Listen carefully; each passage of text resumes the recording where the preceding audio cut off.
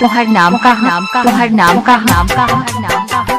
चंदन DJ remix Ramban mobile number 76 32 87 04 85।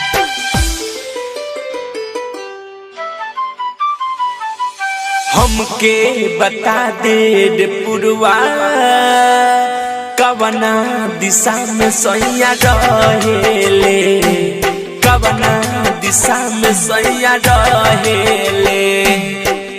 चंदन DJ Ram हमके बता दे रे पुरवा कवना दिशा में सैया रहेले, कवना दिशा में सैया रहेले।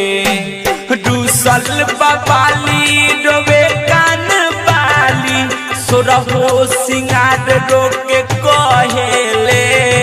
हमके बता दे रे पुरवा कवना दिशा में सैया रहेले, कवना दिशा में सैया रहेले।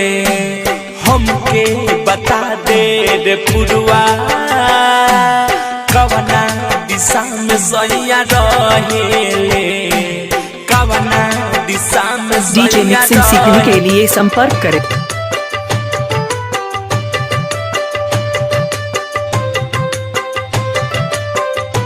क्या नाम है आपका? चंदन डीजे रिमिक्स रामबन हमारा मोबाइल नंबर 76 32 87 04 85। से सड़क जाता साड़ी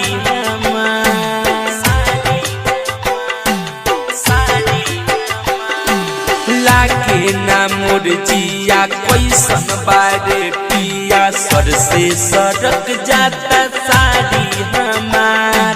सूते से जरिया गोहडी शरीरिया अखिया से कजरा बहेले। हमके बता दे रे पुरवा कवना दिशा में सैया रहेले, कवना दिशा में सैया रहेले।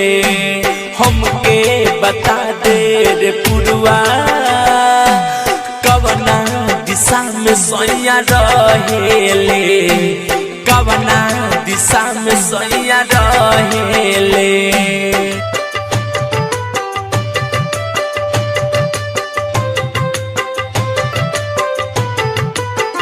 सीख है राजा रामबन हमारा मोबाइल नंबर 76 32 87 04 85। कसुर कैनी सैया से दूर भैनी अजयला मनवा हरेला।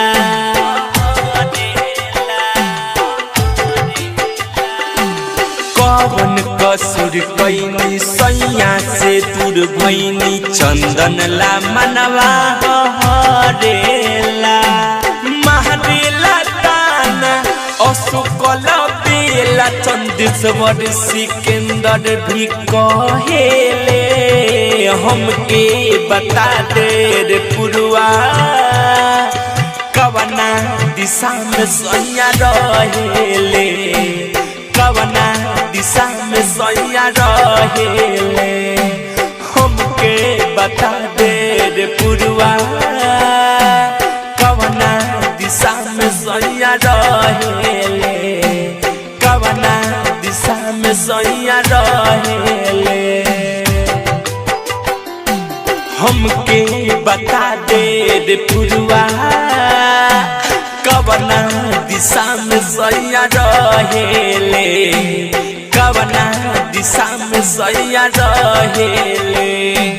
दूसल बाबाली डोबे कान बाली सोरहो सिंगार रोके कहेले। हमके बता दे रे पुरवा कवना दिशा में सैया रहेले, कवना दिशा में सैया रहेले।